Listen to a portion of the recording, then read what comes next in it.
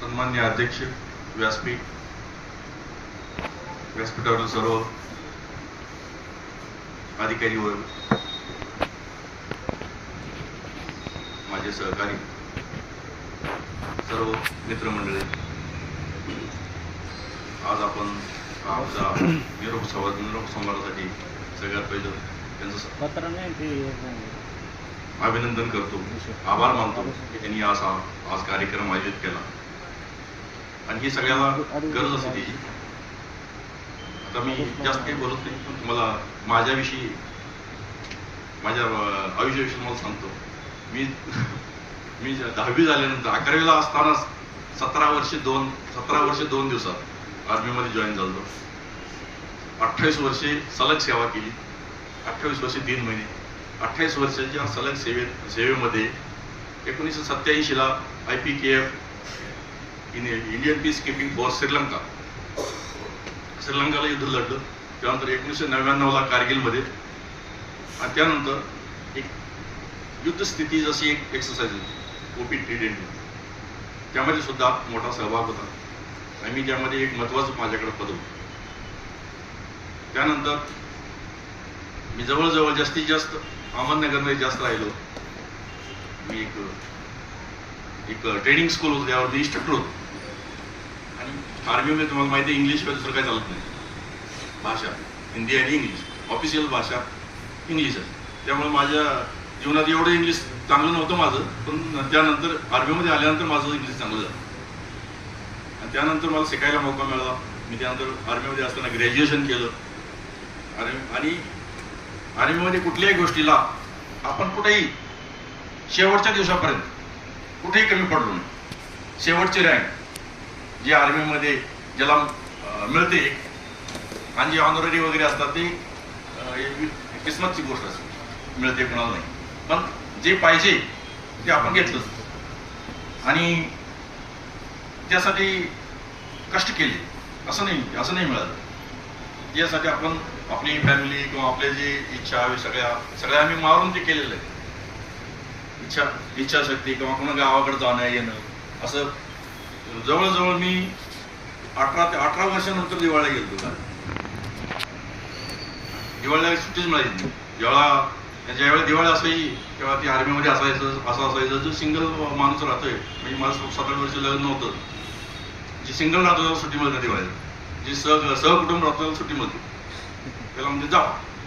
असं बरेच दिवस मी या दिवाळीला गेलो नाही गावी. अशी खडतर सेवा आपण केलेली आहे, त्यामध्ये भरपूर काम केले आपण. आजही आपण, तुम्ही जर अहमदनगर एक रेकॉर्ड ऑफिस आहे, त्या रेकॉर्ड ऑफिसमध्ये जर गेला तर सगळ्यात पहिला माझा फोटो बाहेर. ती रेकॉर्ड ऑफिस शिस्तबद्ध कसं लावलं, एक फाईल कशी काढायची, किंवा एक फाईल एखाद्या माणसाकडे एक फाईल अशी लॉकरमध्ये, एक उदाहरण सांगतो मला, जास्त वेळा घेतली. एक महत्वाच्या गोष्टी अशा फाईल लावल्या असतात त्याच्यामध्ये लॉकरमध्ये. एका माणसाची, जसं आपण सगळेच बुक म्हणतो, तशी शीटून गायब झाली. कशी गायब झाली, ती काढताना किंवा हे करताना ती असं पाठीमागं मुरगळून त्या ह्याच्यात गेली रॅकमध्ये. त्या माणसाचा ज्याचा इंचाचा त्याचा कोट माणूस बसला, सापडे ना ती. त्याला घरी जावं लागलं, जे लॉकर टाकत होतं ते सगळं प्रोसेस झालं त्याचं, त्याला उद्या घरी जायचं. त्यावेळी सांगतो, मी गेलो शेवटाला, नंतर त्याचं माझं सहकार्यच होतं. मग म्हटलं आणखीन एक वेळ बघूया आपण, सापडेल. मग आम्ही ते लॉकर पूर्ण खाली केलं. लॉकर खाली करून त्याच्या पाठीमाग उघडलं, ते असं फोल्डून बसलं आणि सगळेच असं पूर्ण उलगडायची नाही, सापडत नाही म्हणजे नाहीच म्हणजे. सापडलं, त्या माणसाचा जीव वाचला, त्या माणसाची नोकरी वाचली. मग यासाठी आपल्याला काय की आता त्यांनी सांगितलं म्हणजे शिस्त आणि आपल्याला मेहनत करावी लागेल. बिगर मेहनतच काही नाही. त्या ज्या गोष्टी आहेत, आज मला आर्मीमध्ये असताना मी ज्यावेळेला इन्स्ट्रक्टर कोर्स करतो त्यावेळी मला एक ग्रेडिंग मिळालं, इन्स्ट्रक्टर ग्रेडिंग मिळालं. 400 माणसाला रोज ट्रेनिंग माझ्याकडे. 400 पोरं माझ्या रोज, म्हणजे प्रत्येक 6 महिन्यानं माझ्याकडे शिकण्यासाठी. असं 7 वर्षे मी सकाळी 9 वाजल्यापासून 12 ते 1 वाजेपर्यंत काम केलं रात्री, आणि 3 तास झोपून सकाळी आणि पीटीला सकाळी 8 किलोमीटर पळायचं. अशा गोष्टी आहेत त्यामध्ये कुठेही आपण कमी पडलो नाही. कशा कुठली आहे ही गोष्टी. मी विद्यार्थीच नाही पाठीमागच्या बेंचचा, शाळेत असल्यापासून मी पुढच्याच बेंचवर असतो, आणि इथं सुद्धा आर्मीमध्ये सुद्धा कधी पाठीमाग राहिले नाही कुठल्या. शेवटच्या दिवशी 28 वर्ष सर्व्हिस 3 महिने झाल्यानंतर शेवटी इन्स्पेक्शन होतं. ते मग त्यांना काय वाटलं की इन्स्ट्रक्टर आहेत यांना पळवायचं म्हणून, की वरचा जे होतं त्याला त्या डोक्यात खटका होता किंवा ह्यांना यांची शेवटी टेस्ट केली. मग त्यांनी 8 किलोमीटरचं हे केलं, टार्गेट दिलं विथ इक्विपमेंट. तर मी सगळ्यात पहिला पुऱ्या सेंटरमध्ये सगळ्यात पहिला. माझा आजही तुझा फोटो आहे अजूनही, मी जेव्हा सगळ्यात पहिला आलो. परंतु यासाठी, आणि माझा एक पत्नी होता माझ्याबरोबर, मी त्याला भरती केलं तिथं, तो सगळ्यात पाठीमाग माझाच पत्नी, त्याला भरती केलं मी, तो सगळ्यात पाठीमाग अँब्युलन्स बरोबर. त्याला लोक म्हणाले आणि तुझा चुलता बघ कुठं आहे, तो कुठं आहे, त्याचं वय किती, त्याचं हे किती, त्याची सर्व्हिस किती. मग यासाठी काय माहिती आहे, तुम्हाला शिस्त ही कशासाठी असावी किंवा काय. आता आमच्या परिवारामध्ये, आता मी परिवाराविषयी सांगतो थोडंसं. आमच्या परिवारामध्ये आम्ही 5 जण भाऊ आहे, एकही मुलगा कोण नोकरीला राहिलेला नाही. सगळ्याला मी मिलिटरीत भरती करून टाकलं. आमचा बॅकग्राऊंड आर्मी आहे. आमचे आजोबा मिलिटरीत होते, आमचे वडील मिलिटरीत, आम्ही 4 जण भाऊ मिलिटरीत, आमचे 4 पुतणे मिलिटरीत, आमचे मामा मिलिटरीत, 4च्या 4 मामा मिलिटरीत. त्यामुळे आमचा एक इतिहास असा आहे की सगळं पूर्ण परिवार बॅकग्राऊंड. आमचे सासरी आंध्र कॅप्टन ते मिलिटरीत. त्यामुळे आमचा सगळा जो पाठीमागचा इतिहास आहे ते सगळं.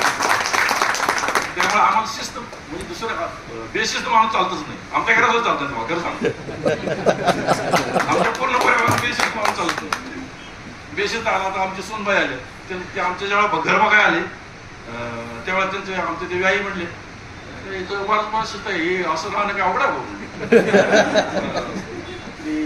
ज्या पद्धतीनं साहित्य ठेवलं हे वगैरे ते बघितले, म्हणले त्याला घेऊन आलं पहिलं मुलीला, हे बरोबर म्हणले असं जमतंय का. तर ते म्हणले काय जमवून घेऊ म्हणून.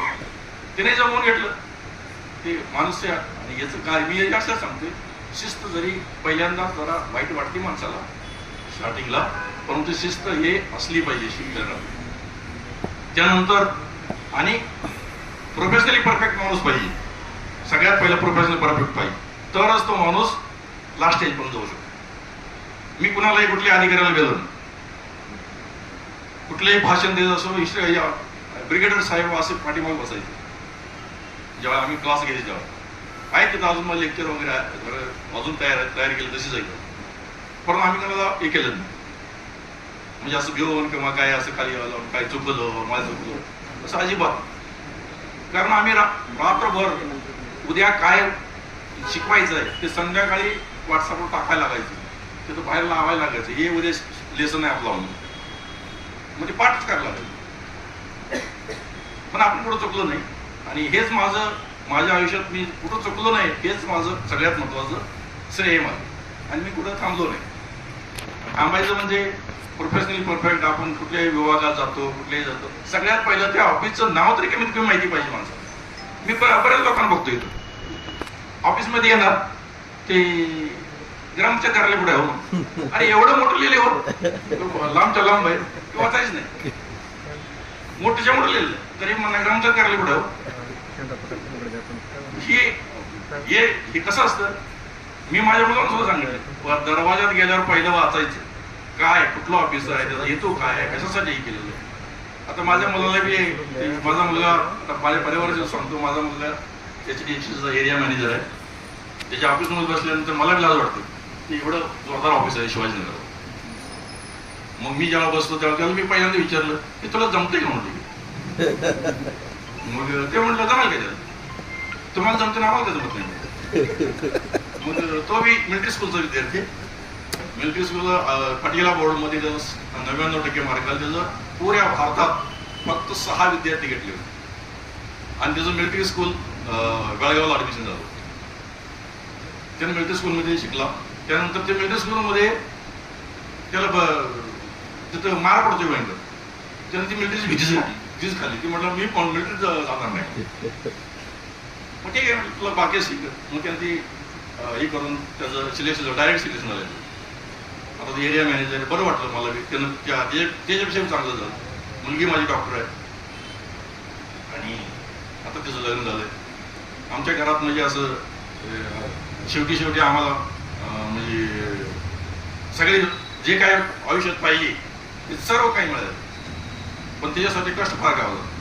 आज त्याची कुठलीही मला चिंता किंवा काळजी अजिबात नाही. किंवा हे करायचं ते राहिलंय, हे राहिलंय, हे करायचं हे कर नाही, हे नाही काय सगळं आधी वेल प्लॅनिंग केलं. पण प्लॅनिंग 1 वर्ष पहिला असायचं. ते करायचं, ते गोल आहे तो अचीव करायचा हे पाहिजे. मग ह्याला म्हणतो शिस्त. नाही तर सकाळी उठलाय कुठं जायचं हीच माहित नाही असं होतं. मी तुम्हाला सांगतो हे कसं सांगतो. आता तिथलं आता हे सांग आता वेळ आहे म्हणून सांगावलं. शेवटी मी असं पण बऱ्याच लोकांना सांगितलंय. हे रेकॉर्ड ऑफिसमध्ये एक वेळ काय झालं असंच एक मेडिकल डॉक्युमेंट तिची ओळख होत नव्हती. ती मेडिकल डॉक्युमेंट वर खाली बघायला म्हणलं काय तो बरं हे सांग म्हटलं तुला कोणाचं डॉक्युमेंट शोधायचे ते सांगू. त्याला तेच माहित नाही कोणाला डॉक्युमेंट शोधायचं. मग असं राहिलं नाही पाहिजे. माझं म्हणणं होतं आपण जिथं काम करतो तिथं राहतो तिथं आपण शिस्तबद्ध राहिलं पाहिजे.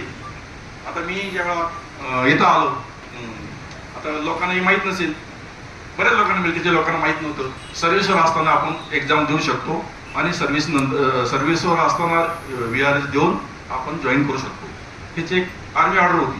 ती कोण वाचायची नाही, त्याच्यावर फॉलो करायची नाही. मी त्याचा भरपूर फायदा घेतला. मी सोडलंच नाही मला. नंतर मग त्याच्यावर मी केस टेकअप केली आणि त्यानंतर मला परमिशन मिळाली. आणि 28 वर्षे झाल्यानंतर 28व्या वर्षी मी परीक्षा दिली. ती एकाच परीक्षेत तलाठीची परीक्षा पास झाली. असं सहज गेलं एकाच वेळी. पण काय परिस्थिती नाही. त्यानंतर मला पास झालो. त्यानंतर 28 वर्ष झाल्यानंतर मी इकडं इथं जॉईन झालो.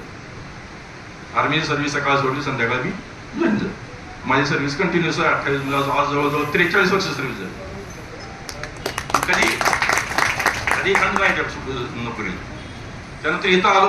आता महसूल म्हणजे मला काहीच माहित नव्हतं. ते काम सांगितलं कुठलं पाहिजे. मी म्हटलं साहेब कोण घेत नाही ते मला द्या. जे कुठलं गाव घेत नाही ते मला देऊन टाका. मग मला मिळालं रिपोर्ट जे पार ठीक आहे मला मिळालं नाही. केली आपण नोकरी चांगलीच केली, काय अडचण नाही. आपण काम केलं ना. आणि त्यानंतर पुढचा 1-2-3 अनुभव सांगतो आपला क्लोज करू. त्यानंतर आम्ही दोघं मी रोज नगरवर अपडाऊन करतो 2-3 महिने. त्यानंतर आम्हाला तोरणे भाऊसाहेबांना आमची दोस्ती. तोरणे भाऊसाहेबचं जॉईनिंग बघितलं त्या दिल्ली लेटरमध्ये. हे जॉईन केलं नव्हतं. मग यांना फोन लावा पहिलं हाय म्हणतो कोणते माणूस येताना राहुरी विद्यापीठात घेऊन यायचं म्हणून. म्हणजे हे म्हटले मी जॉईन होणार आहे. मग आम्ही दोघं घेतलं इथं पलीकडे राजपालच्या पाठी. मग आम्ही रूम घेतला. आम्ही 2 वर्षे म्हणजे संदीप आयर साहेब होते तेव्हा. आणि ही वाळू डोटी बेटी आम्हाला काही माहित नव्हतं. कशी वाळू धरायची गाड्या धरायची हेच काहीच माहित नव्हतं. गाड्या धरतात हे सुद्धा मला माहित नव्हतं. वाळूच्या गाड्या धरतात हे सुद्धा मला माहित नव्हतं. मग हळूहळू आम्हाला तिने थोडंसं हे केलं. मग ती वाळू धरायचं एवढं चटकं लागले आम्हाला की आम्ही झोपतच नव्हतो. आणि तोरण्या पण म्हटलं वाळू कुठे तोरण्या पण झोपलेलं मला दिसायचं नाही. मला आहे का नाही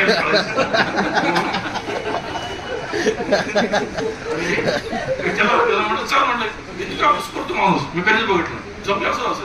अरे ती आयसरचं कोण चल अशी अंतरून पाठ घेतून जातात. चला मी लय वेळा पाडलं त्यांना नेऊन जाते असं.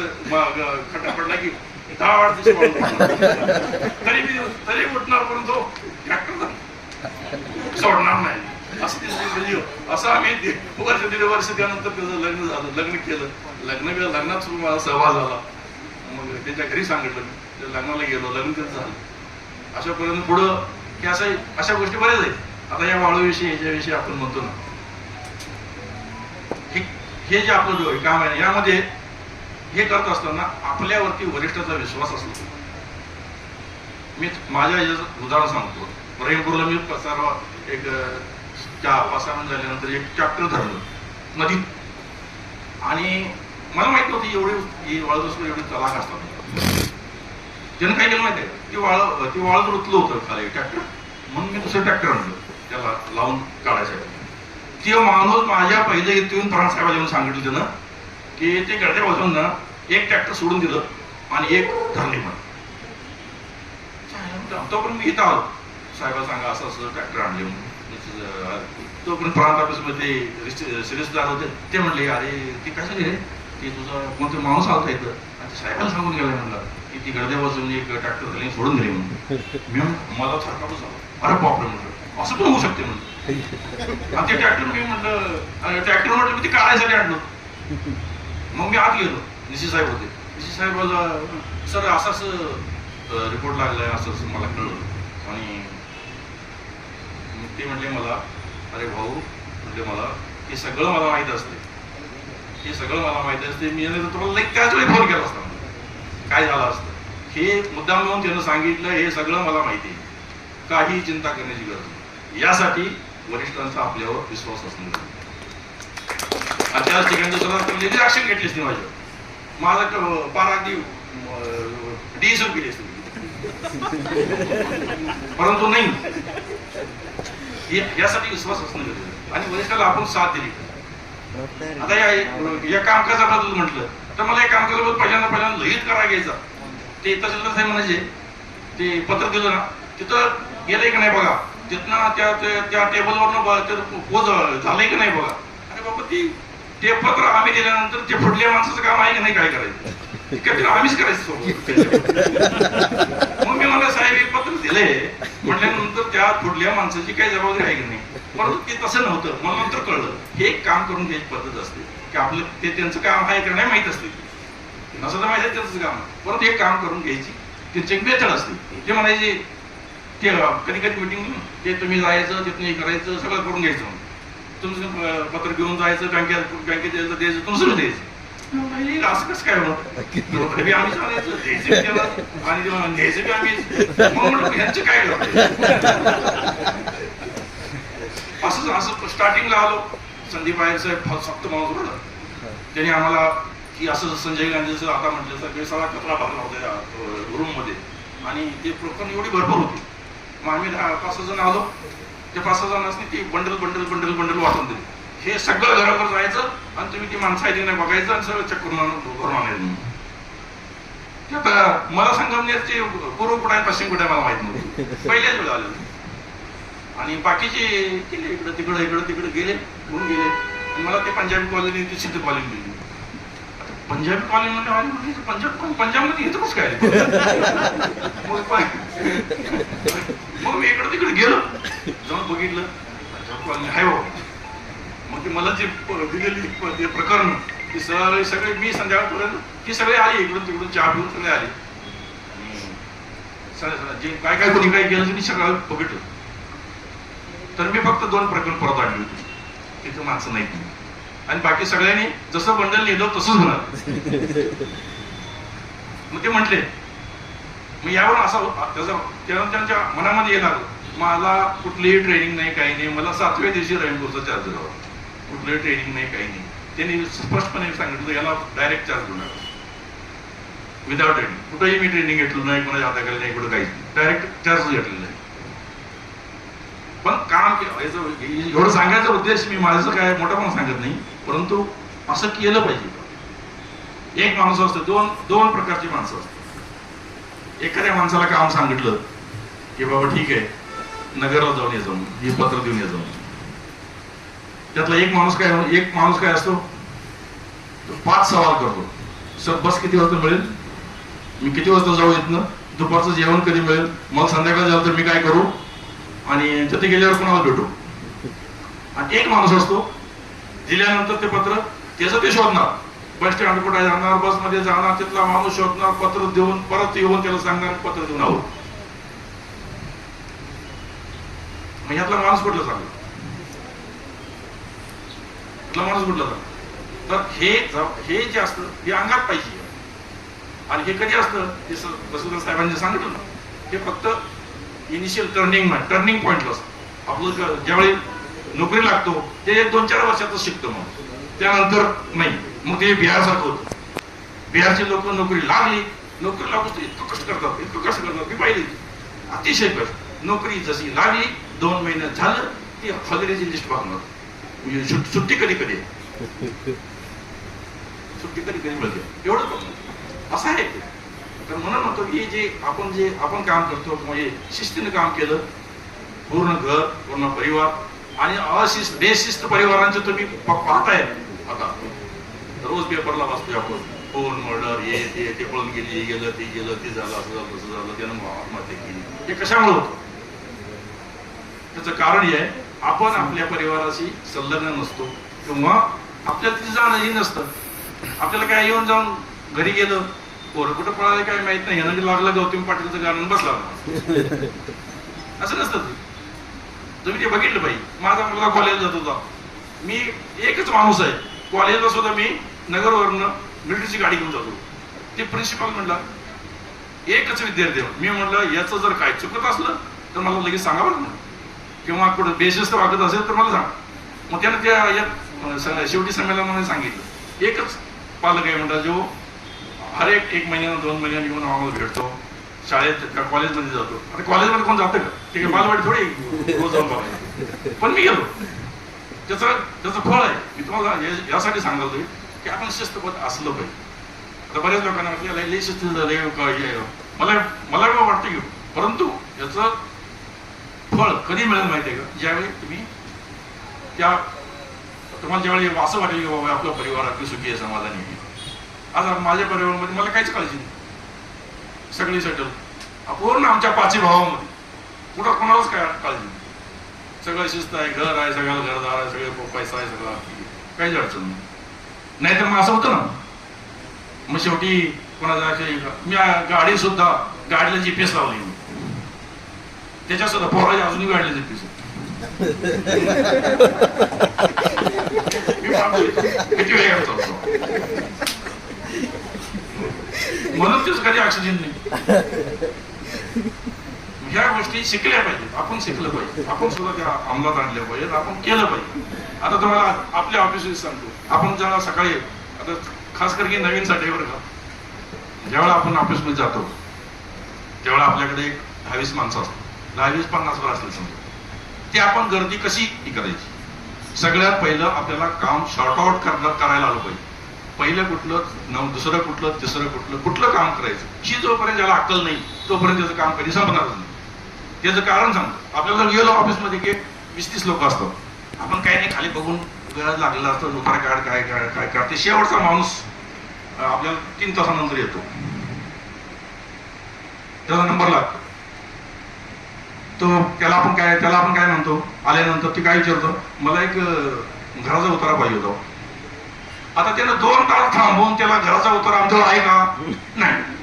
मग त्याला काय केलं पाहिजे होतं? आपण आजही करतोय, ऑफिसमध्ये गेल्या ती जेवढी माणसं आहेत त्यांचं काम काय विचारायचं, त्यांचं काम काय, तुझं काम आहे का, तुझं काय काम आहे तुझं. आणि जर त्या माणसाला आपण 2 तास पहिले सांगितलं तुझं काम इथं नाही, तुझं त्याचं काम झालं असतं नाही, आणि आपली गर्दी पण कमी झाली असते. पण आपण तसं करत नाही. तर ऑफिसमध्ये शिस्त लावण्याची 3 फायली आपल्याला वाचल्या पाहिजे, पेंडिंग, ऍक्शन, पेंडिंग आणि फायलिंग. त्या 3 फायली आपल्या टेबलवर नेहमी असल्या पाहिजे. ऍक्शन घ्यायची ती पहिली वाचायची, फायलिंग आहे त्याला वाचायची, आपल्याला एकदा वाचलं तर चालते, कुठली फाईल करायची. पेंडिंग आहे त्याला बी आपल्याला एकदा वाचलं तर चालते. पण ऍक्शन वाली जी फाईल आहे आपल्याला रोज बघितलं पाहिजे त्यात काय आहे, अशी शिस्त असली पाहिजे. आता काही लोकांना असं असतं की गेलं की पाठीमागचा माणूस म्हणतो, आता मला काही म्हटलं होतं रेनबोर्ड, त्याचं नाव सांगत नाही, तो म्हणला माझे जावाय तहसीलदार आहेत म्हणून. माझे जावाय तहसीलदार, मला उतारा लाईन मध्ये बसून नाही पाहिजे, मला उतारा मला असं कोणी आतापर्यंत केलं नाही म्हणलं. मी म्हटलं तुझा जिथं नंबर आहे तिथं बसायचं, तुझा जावाय तहसीलदार असत नाही तर आहे असं तू बसायला पाहिजे. मग ती बसला त्याला 2-3 वेळा आला, 3-4 वेळा आला. तिथे लोकांनी सवय आहे, उतारा जरी मागे झालं, आत्ताच यशोधन मधनं आलो ना जनसेवेमधनं आलो, ते सांगायची काही गरज आहे. परंतु पण ते सांगणार, ते काय म्हणतात, आलो साहेबाची भेट झाली, एक उतारा द्यावा. म्हणजे त्या माणसानं काय म्हणजे मला काय म्हणलं मी मला यशोधन आणि जनसेवा म्हटलं की मी त्याला सगळ्यांना मागतो. मग ते म्हटलं की मी म्हणलं सगळ्यात मागतो, कारण त्याला त्यासनी काही काम नाही म्हटलं की कामाची लोक पुढे येईल. मग लोकांनी माहिती झाली. मग माझ्या सर्व्हिस मध्ये त्या राहील कुठल्या मी आपल्याला याला कळसच्या लोकांनी मी जेव्हा आलो तेव्हा रस्ता रखून केला, जाऊ द्या. आणि कळस हे सुद्धा रायपूर सारखंच गाव आहे. पण आज हे लोक माझ्या मुलीच्या लग्नाला माझ्या मुला 100-150 गाड्या कळसमधनं 150 गाड्या आणि 100 गाड्या तिथून आल्या. तेच मला मी बाकी समजतो की आपण केलेलं काम हे लोकांसाठी केलं. आणि मी कोणाला म्हटलं नाही. मी माझ्या ऑफिसवरती एक बोर्ड लावला, कळसाहेब लावता इथं जोऱ्यावरती अजून बी असेल 24 तास सेवा. एक ढवळ्यापासून नेमका मला 12 वाजता फोन केला. आपा तुम्ही म्हणला 12 वाजता लिहिले सांगितले, 12 वाजता मला आता पुन्हा लागला पाहिजे. मी म्हटलं आता तू कुठं आहेस? तर मी घरात आहे म्हटलं. तू घरात निघोपर्यंत मी तिथं पोहोचतोय म्हटलं ये 12 वाजता. तर ते 5-10 मिनिटांनी मला तिथून फोन केला. वापा नाही हो ती टेस्ट करायची म्हणून केलं. ते नुसताच बोर्ड आहे का काय आहे. पण यासाठी तुम्हाला राहावं लागतं, राहिलं पाहिजे, लोकांची चांगली सेवा केली पाहिजे. आता लोकांमध्ये एक संभ्रम हे असतं की पोलीस आणि महसूलची जी परिवार किंवा जे पुढचे जे भविष्य असतं ते चांगलं नसतं. ही हा खरंच आहे. बरेच लोक बघतो गेले की 5-6 महिन्यातच मरतील. आता माझा एक मित्र क्वालिफाईड आता आला IPS आहे म्हणून की 5-6 दिवसापूर्वी येत ऑक्सिजन इतकं ती चांगली असतं. ते काय शेवटी त्याचं काय आपण बोलू शकत नाही, ते आपल्या त्याच्या नशिबानं असतं. पण एक सांगितलं होतं, कारण आपले परिवार सेटल करणं आपली सगळ्यात मोठी संपत्ती काय असेल तर आपली मुलं आपल्या व्यवस्थित आपल्या नोकरी किंवा त्यांचं शिक्षण चांगलं. तुमच्याजवळ किती पैसा आहे त्याला काहीही नथिंग, काहीच नाही, त्याची 0 व्हॅल्यू. पण ज्यावेळी आपली मुलं आणि आपण ज्यावेळेस सेटल असतो किंवा त्याला काही गरज नसते कोणाची, त्यांच्या पायावर उभा करतो, तीच खरी संपत्ती. तुम्ही मला भरपूर पैसा साठवलाय, भरपूर पैसा साठवलाय, पण त्याचा उपयोग काहीच नाही. पोरगा रोज लागलं चोरा ATM हे करायला पैसे नसले बाप देणार नाही, मग ते चोरच करणार. अशी शिस्त मनामध्ये असली पाहिजे. परिवारामध्ये शिस्त असणं हे गरजेचं आहे. मला शिस्तीविषयी यासाठी बोलायचं होतं की बऱ्याच लोकांना माझं काही लोकांना हे ऑड होतं की बाबा या शिस्तप्रिय माणूस आहे, शिस्तप्रिय माणूस आहे. मग काही जणांबरोबर माझं खटकली. बरं मी बऱ्याच जणांना कामाला पण लावले, बरेच अशी लोक आहेत महसूलमध्ये सुद्धा. मी प्रमोशनच्या वेळी सुद्धा तुम्हाला सांगतो, आता साहेब आहेत इथं, साहेबांना सुद्धा ज्याविषयी माहित आहे. मी RTC सांगितलं तर मी प्रमोशन साठी तुमच्या जवळ येणार नाही, तुम्हाला कोर्टातच यावं लागेल. म्हणजे आहे मग सांगायचं, पण मी गेलो नाही त्यानंतर, अजिबात नाही गेलो, कोर्टातच गेलो. मी त्यात आणून द्या. पण तिच्यासाठी तुम्हाला असं चालत नाही 4 दिवसाच्या वेळी गेलं नाही मग इकडे गेलं नाही. तिच्या पाठीमागं माझ्या पाठीमागे वाच असते. त्यावेळेस तो पुढे चुकतोय बघण्यासाठी, त्यावेळेस तुम्हाला तंत्र राहावं लागेल. नुसतं बोलला आणि घरात चपला खाऊन त्याचं काय बंद मग दुसरं त्याचा कार्यक्रम झाला. मी यासाठी तुम्हाला शिस्तबद्ध राहणं हे गरजेचं असतं. आणि आम्ही शिस्तबद्ध राहिलोय, आमचा परिवार राहिलाय त्याबद्दल. आणि तुम्ही आज या 2 मिनिटं मला वेळ दिला बोलायला. साहेबांनी पण अधिकारी वर्गाने मी माझं समजून घेतलं, ऐकून घेतलं, त्याबद्दल मी सर्व सहकारी आणि यांचा आभारी आहे. आणि आम्हाला ज्या संयोजकांनी जी आजपर्यंत जी सेवाचा एक निरोप दिला त्याबद्दल सगळ्यांचं मी धन्यवाद देतो. थांबतो. धन्यवाद. जय हिंद, जय महाराष्ट्र.